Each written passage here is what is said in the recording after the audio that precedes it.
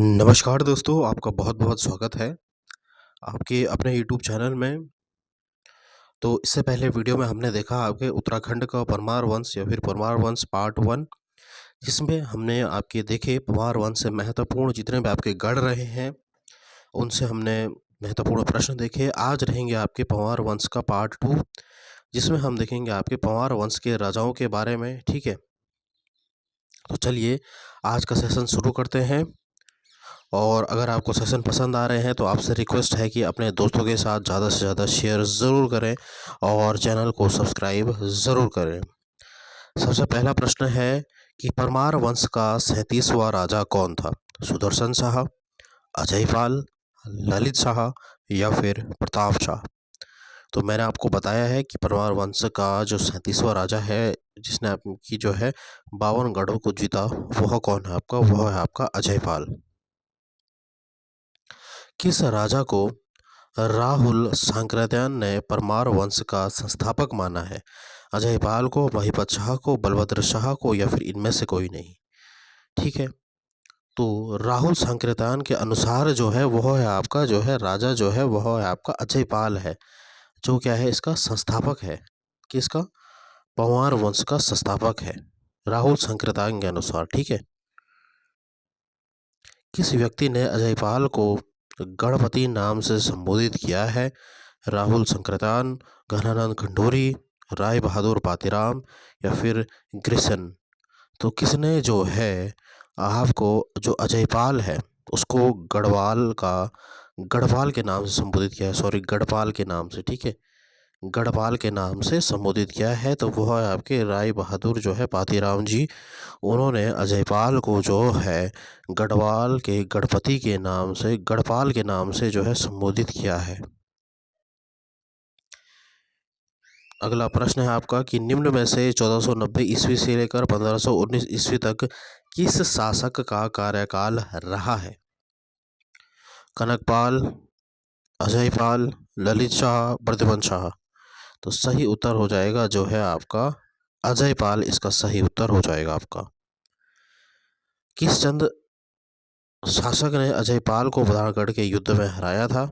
ठीक है, तो मैंने इससे पहले भी आपको पढ़ाया है, वो था आपके कौन, जो अजयपाल को बधानगढ़ के युद्ध में हराया है, तो वह थे आपके जो है रुद्रचंद।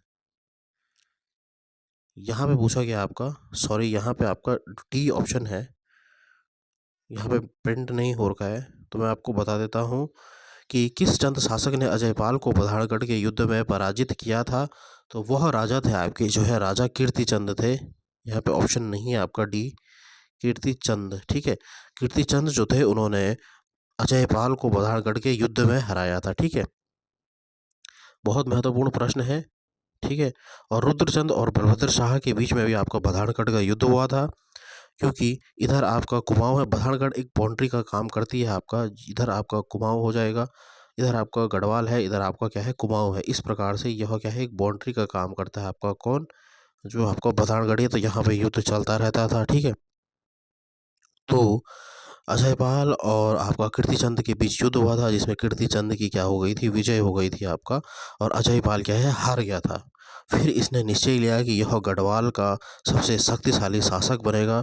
ठीक है, और 52 गढ़ों को अपने अधीन करेगा। ठीक है,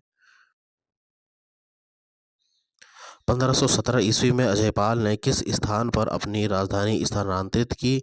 ठीक है, तो अजयपाल ने 1517 में अपनी राजधानी का श्रीनगर, टिहरी, जोशीमठ या फिर इनमें से कोई नहीं? तो अजयपाल ने जो अपनी राजधानी करी श्रीनगर स्थापित करी, तो ए ऑप्शन आपका सही आंसर हो जाएगा। सरोरा ब्राह्मण एवं मावतोल तथा धूली प्रथा का प्रचलन किसने किया? बहुत महत्वपूर्ण प्रश्न है आपका। सुदर्शन शाह, महिपत शाह, अजयपाल या फिर प्रताप शाह? तो अजयपाल ही था जिसने आपका सरोरा ब्राह्मण और जो है मावतोल के लिए दूली पाथा, जो एक पाथा होता है आपके घर में, ठीक है, उसका क्या है उसने क्या है प्रचलन किया, उसका क्या है उसने विस्तार किया। ठीक है, गढ़वाल का अशोक किस शासक को कहा जाता है? प्रद्युमन शाह, अजयपाल, सहजपाल या फिर मान शाह? तो यह भी कहा जाता है आपके अजयपाल को, इसके बहुत से नाम हैं, तो गढ़वाल का अशोक भी इसका एक नाम है। गढ़वाल का बिस्मार्क एवं गढ़वाल का नेपोलियन किसे कहा जाता है? अजयपाल, सुदर्शन शाह, महिपत शाह, फतेहपति शाह। तो फिर से जो है आपका जो नाम आएगा वो आएगा आपका अजयपाल, जिसको गढ़वाल का बिस्मार्क एवं गढ़वाल का नेपोलियन कहा जाता है। ठीक है। किस काव्य में कवि भरत ने अजयपाल की तुलना कृष्ण, भीम, कुबेर एवं इंद्र से की है?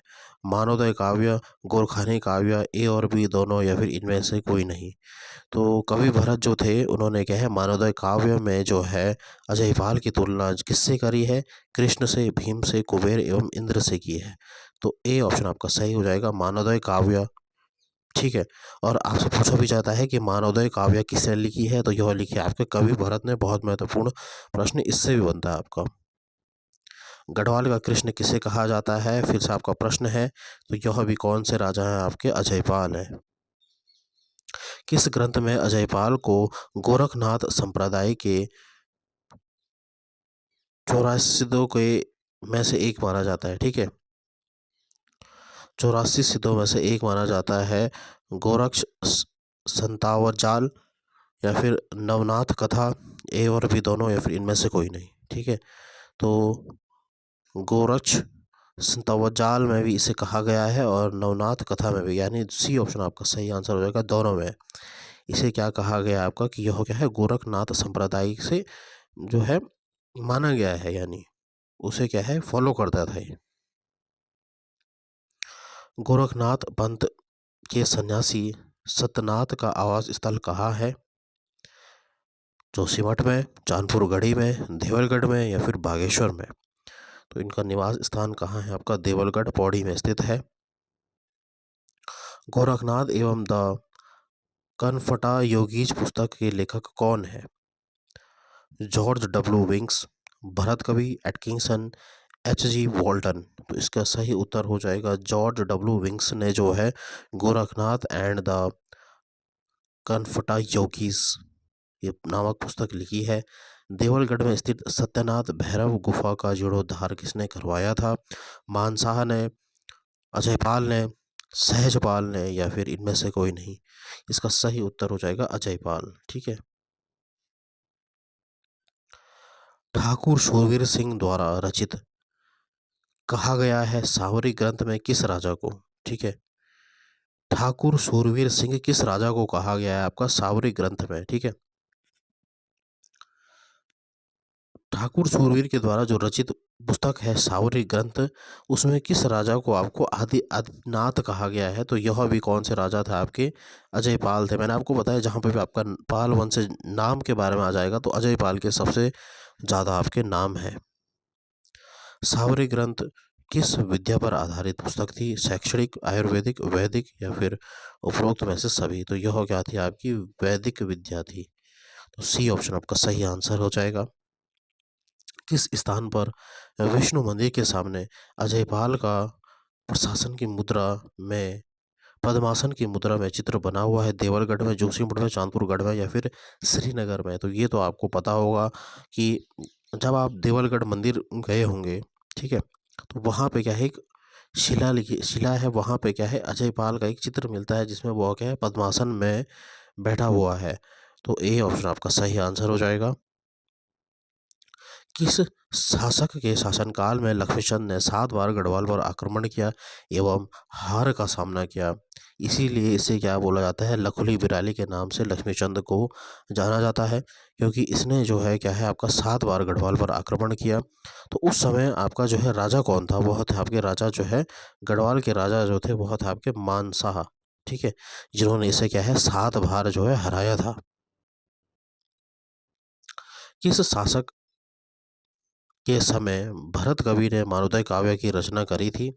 मानशाह, शहंशाह, ए और बी दोनों, या फिर इनमें से कोई नहीं? ठीक है, तो जो थे ये भरत कवि जो थे यह किसके दरबारी कवि थे? यह थे आपके मानशाह के। तो ए ऑप्शन आपका सही आंसर हो जाएगा।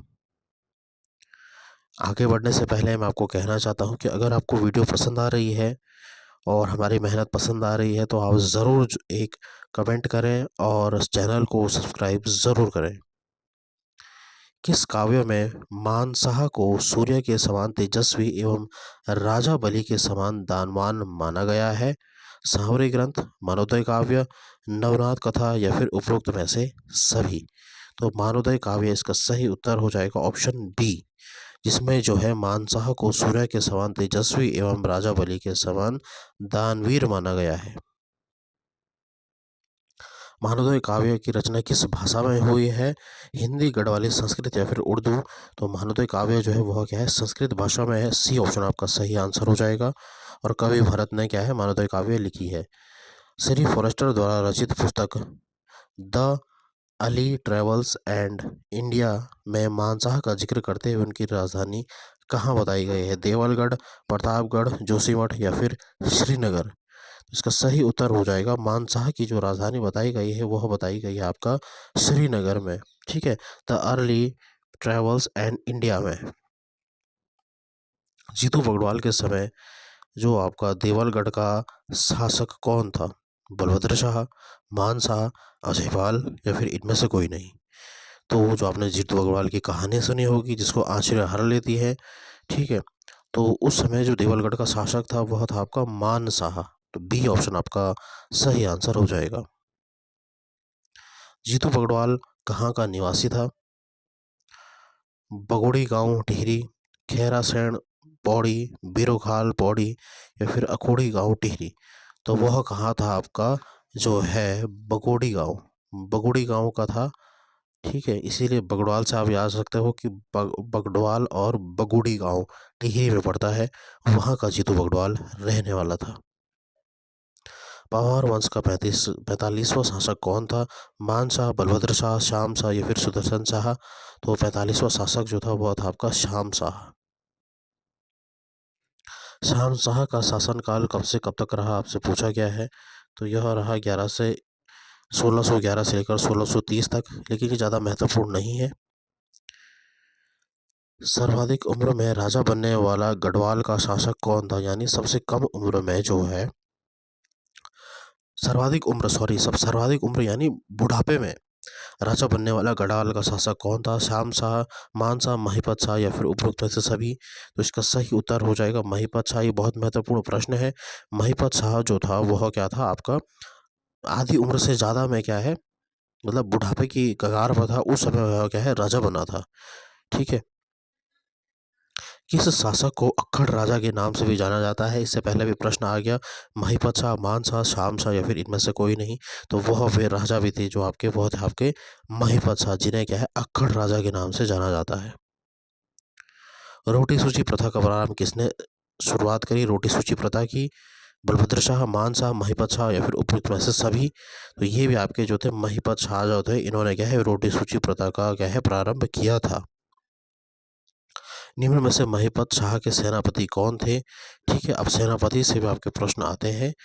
बनवारी दास, रिखोला लोधी, माधो सिंह भंडारी या फिर उपरोक्त में से सभी? तो जो इनके सेनापति जो थे वो थे आपके माधो सिंह भंडारी तो थे, रिखोला लोधी भी थे। ठीक है, तो यानी उपरोक्त में से सभी इसका सही उत्तर हो जाएगा। तो बनवारी दास भी है। ठीक है, तो यानी उपरोक्त में से सभी बिल्कुल। तो डी ऑप्शन आपका सही आंसर हो जाएगा यहाँ पे।